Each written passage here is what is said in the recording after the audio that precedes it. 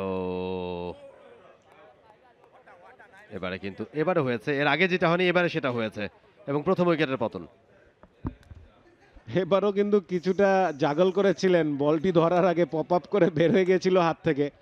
Javad Abrar সুযোগ পেয়েও কাজে লাগাতে পারলেন না। এবার ঠিকই পয়েন্টে ক্যাচ দিয়ে ফিরে যাচ্ছেন আলাউদ্দিন বাবু।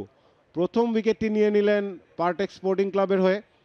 নাঈম ইসলাম জুনিয়র পয়েন্টে দাঁড়িয়েছিলেন, সোজা সাপটা ক্যাচ ছিল কিন্তু রোহন, কিন্তু তারপরও মনে হচ্ছিল যে দু একবার জাগল করে আলটিমেটলি বলটা ধরতে সক্ষম হয়েছেন। প্রথম উইকেটের পতন। আমি তো ভেবেছি ছুটেই গেছে, কারণ একবার দুবার এবং এরপরে নিজেই গ্রাউন্ডে পড়ে গেলেন। তবে অবশেষে ধরা দিয়েছে উইকেট বেশ কয়েকটা চেষ্টার পর। 12 বলে 6 রান করে জাওয়াদ আবরার কট নাঈম ইসলাম জুনিয়র, বোল্ড আলাউদ্দিন বাবু। সব মশার বিরুদ্ধে সুরক্ষা দিতে এলো বসুন্ধরা এক্সট্রিম অ্যারোসল, মশার বিরুদ্ধে এক্সট্রিম সুরক্ষা।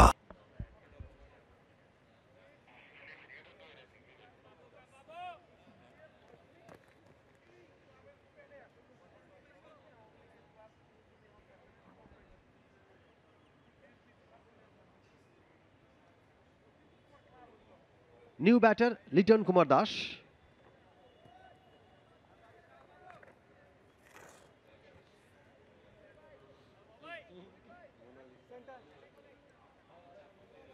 মোকাবেলা করবেন আলাউদ্দিন বাবুকে। গার্ড নিয়ে নিচ্ছেন আম্পায়ারের কাছ থেকে লিটন দাস, আর একজন এক্সপিরিয়েন্স ক্যাম্পেইনার।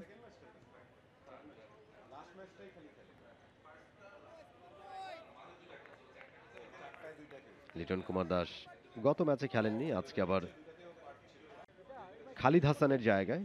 একটা মাত্র চেঞ্জ আজকে গুলশান ক্রিকেট ক্লাবের।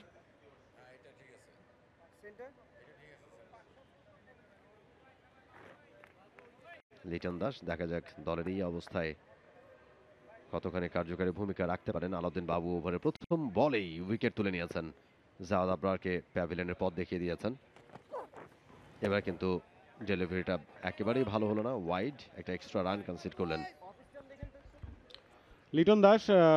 Bashundhara group presents Dhaka premier division cricket league powered by টাইলক্সে তার তৃতীয় ম্যাচটি খেলছেন আজকে, এবং একটি 50ও কিন্তু হাঁকিয়েছেন। স্টাইলিশ ব্যাটার, আমরা জানি তার থেকে অনেক এক্সপেকটেশন আমাদের, এবং জাতীয় দলেও তার প্রতি মানে তাকে নিয়ে আমাদের অনেক স্বপ্ন আমরা, বাট ওই কনসিস্টেন্সির জায়গাটা দেখতে চাচ্ছি লিটন থেকে। রিসেন্টলি বাদ পড়েছেন কিন্তু জাতীয় দল থেকে, ওয়ানডে স্কোয়াড থেকে বাদ পড়েছিলেন চ্যাম্পিয়ন্স ট্রফির দল থেকে। সো এই প্রিমিয়ার লিগে 50 ওভারের ফরম্যাট যেহেতু, নিজেকে একটু প্রমাণ করতে চাবেন।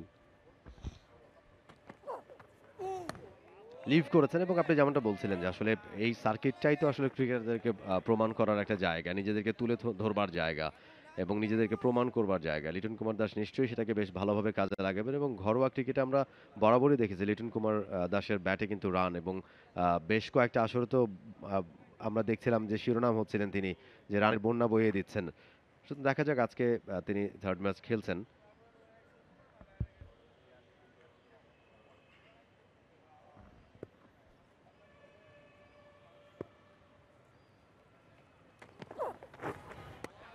আর একটা ভালো ডেলিভারি, অফ স্টাম্পের বাইরে কিছুটা মুভ করলো, বলটা ছেড়ে দিয়েছেন। লিটন দাসের মতো প্লেয়ারের জন্য ফিল গুডটা খুব ইম্পর্টেন্ট রোহন। মানে আপনি যখন ক্রিজে যাবেন, একটু সময় স্পেন্ড করবেন, গেম টাইম মানে আপনার মিডলে কত সময় স্পেন্ড করেন, লিটনের মতো প্লেয়ার, সৌম্যর মতো প্লেয়ার তাদের জন্য খুবই গুরুত্বপূর্ণ।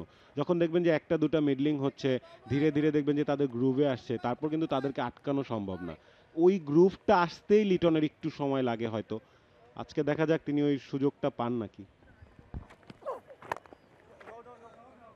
এবারে ব্যাটে বল হয়েছে সরাসরি ফিল্ডারের কাছে, নাইম জুনিয়র, রানের সুযোগ নেই। For more updates, subscribe to our YouTube channel and click on the bell icon. Follow us on Facebook and Instagram.